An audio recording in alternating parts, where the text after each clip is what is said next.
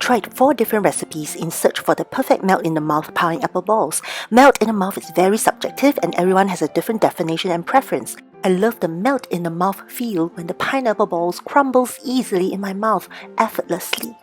To show how melt in the mouth the pineapple balls are, I did 3 tests to show the crumbliness of the balls. Even though I tested 4 recipes, 2 of the recipes use the same ingredients, so for the test, I will use pineapple balls from just 3 recipes. Test 1. Drop test. All 3 balls drop without breaking into pieces. However, I want to highlight that during the first few days, pineapple balls from recipe 2 broke into pieces when dropped. They become more hardy after 2 weeks.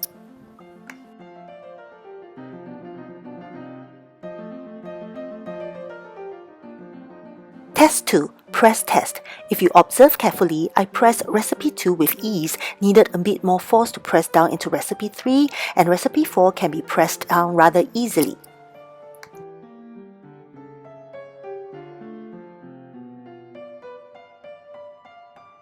Look at how the dough breaks into pieces. Recipe 2 not only broke into many pieces, some fell off from the pineapple filling. Recipe 3 is the firmest with dough breaking into 3 major pieces only. Recipe 4 broke into pieces but they are not as fragmented as recipe 2.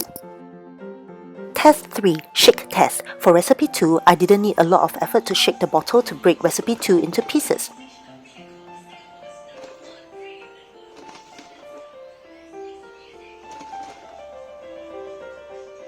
For recipe 3, I had to shake the bottle vigorously before the pineapple balls started to break apart.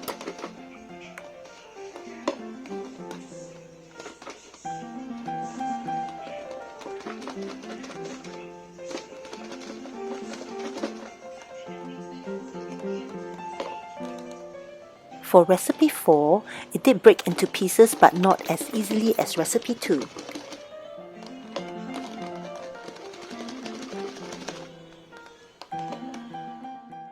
Look at the broken pieces. Recipe 2 had big fragmented pieces and the dough is clearly separated from the pineapple filling.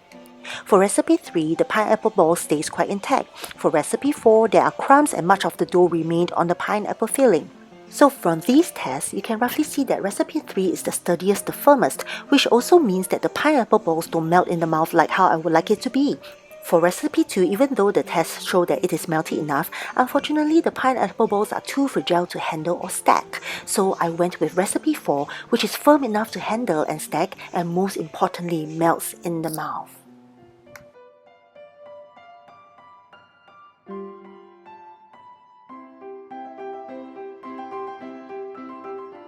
Here is recipe 4, my tried and tested recipe that gives melty tasty pineapple balls. Beat butter, sugar, icing sugar and vanilla for 2 minutes. Add egg yolks and mix well. I used 2 egg yolks and weigh 35 grams. Sift in flour and milk powder. The recipe calls for top flour but I don't have top flour at home, so I used plain flour that has 10% protein. Do not overmix the dough. The dough at the end should be easy to handle and mold.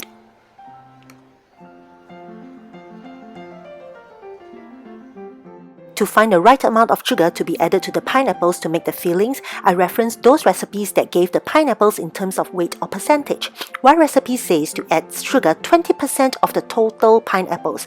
Another says to add 250 grams sugar to 1.5 kg pineapples, which is about 17% of the total pineapples.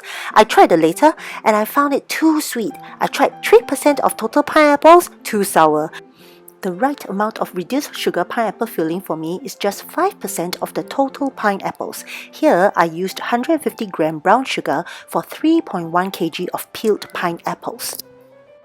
Blend the pineapple and drain the juice. If you are using the core, blend them separately because they are harder and more fibrous.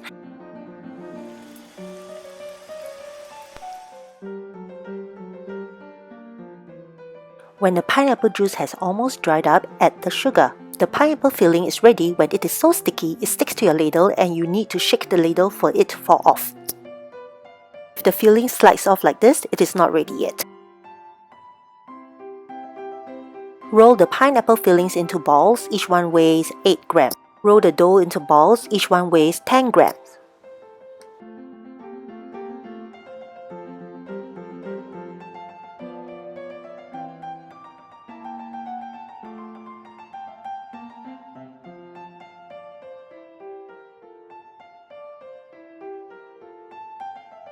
Apply egg wash and bake for 15 minutes at 160 degrees Celsius with fan. The pineapple balls appear to have cracks when they are done, but the cracks will be gone after the balls cool down. Ta-da! Melt in the mouth, reduced sugar pineapple balls. So why didn't I use recipe 1, 2 and 3?